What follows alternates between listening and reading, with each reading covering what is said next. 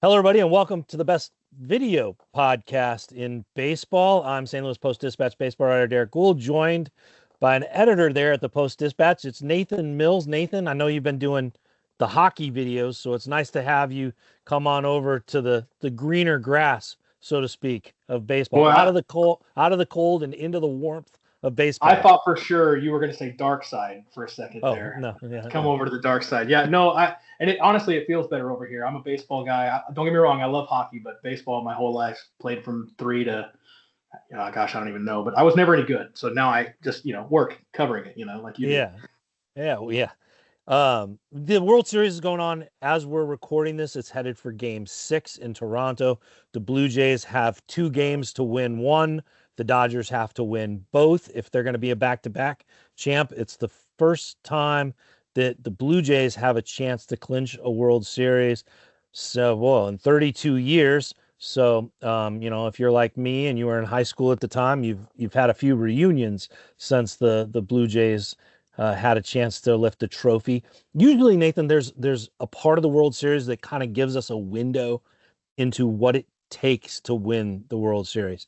In this one, you got 2 top 5 payrolls. You got Yep. 2 $500 million men.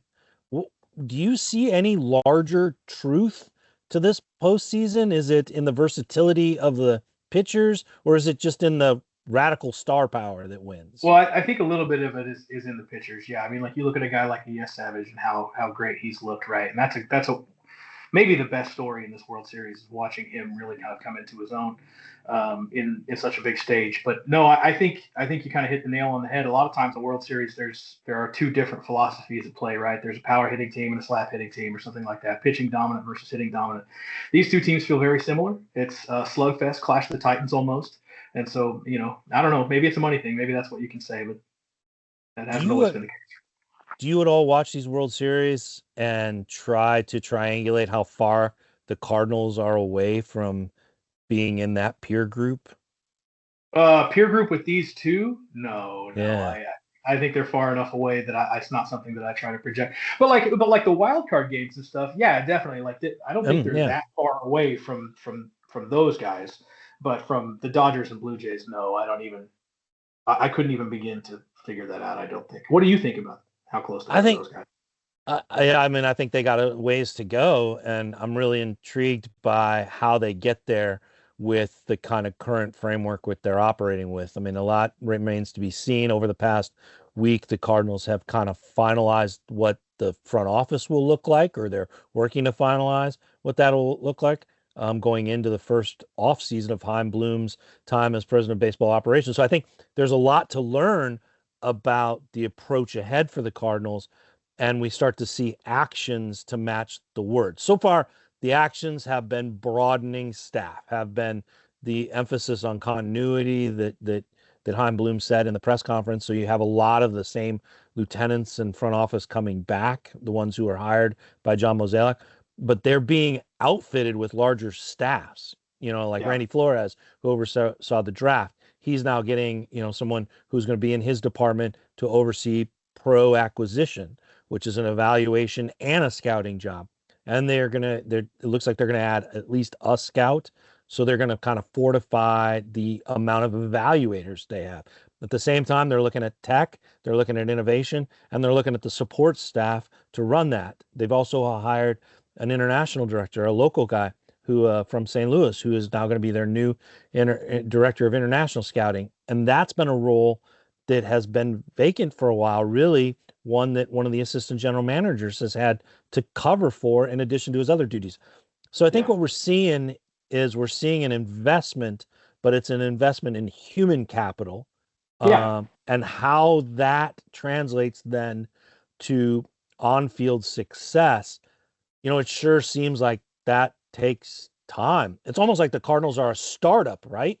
And they're looking for like the angel investors of human capital and innovation and infrastructure, and then they're going to unleash their product in a few years, and we'll see how the product plays. Well, it's the thing that you've been covering for years now, right? That like the Cardinals have been a little bit behind where the rest of the league, not I don't want to say the rest of the league, but where a lot of the rest of the league has been. And it's not just analytics, it is in staff, it is in, Hmm. some of the quality control positions and stuff like that. So I think it's going to be easy for a certain segment of fans to see how much consistency the Cardinals have from last year to this coming year, or I guess this year to next year would be the way to say that, and kind of get down about it because it wasn't a great season, right? But when you look how much they're outfitting the depth, you would talk about depth on the field. You need depth in the front office too, and the Cardinals are building that now. It's Yeah. years, but I think it's a good move.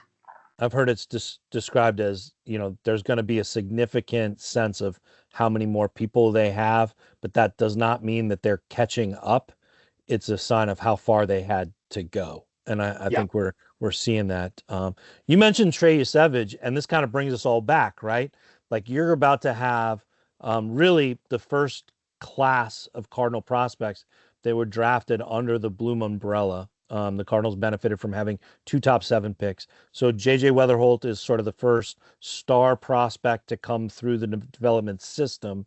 And Liam Doyle is the first prospect to be drafted and then go into the new pitching program that the Cardinals have. These two players are definitely going to be emblematic of where the Cardinals want to go, but also what is new and what they're doing. You mentioned Yosevich. When you talk about like how his quick rise and that story from Class A making his debut to getting to the majors just here recently and now being a World Series starter, Liam Doyle has that kind of pitch. He's a yeah, lefty. He's got a power fastball. You know, I don't want to say that, that the Cardinals are counting on lightning striking to contend, but lightning striking would certainly help. yeah. Well, I don't know. It depends on the right kind of lightning, right? But yeah, I think that's kind of what they would need to be in that scenario. Doyle, I worry a little bit about. Big kid, big arm. Keeping him healthy. But yeah, that's the type of I don't know what you would even call that. That's the type of revelation you would need, I think, for them to be in that position. But it is a change, right? These aren't the Doyle is not an example of the pitch to contact guys that has No. been the case in the past. So big strikeout potential. That's another shift toward what is the modern game. Yeah, and same with Tanner Franklin, who has an excellent cutter. So you could actually, while Doyle gets a lot of attention, Tanner Franklin, the Cardinals' third pick in the most recent draft, you could see him leapfrog. And a certain guy who is now the manager of the Giants raved about Tanner Franklin and the notion of like, what if a team could give him a chance to really learn how to be a starter with his Yeah. stuff? What could happen? Now Tony Vitello gets a chance to maybe see that from afar, but not as the proud college coach, but as the frustrated major league manager. So we'll see how that goes too. Yeah, on the opposite dugout there. Yeah, I'm sure he'll be really excited. Yeah. Yeah. That's Nathan Mills. Nathan, thanks so much for joining me here. We'll be doing a traditional best podcast in baseball as well. So look for that here at stltoday.com, as well as all of our constant Cardinals coverage. For Nathan Mills, an editor there at the Post Dispatch, who helps us get our content out daily. So I can say publicly, thank you so much for all the help. I'm St. Louis Post Dispatch baseball writer Derrick Goold, and this has been the best video cast in baseball. Talk to you soon.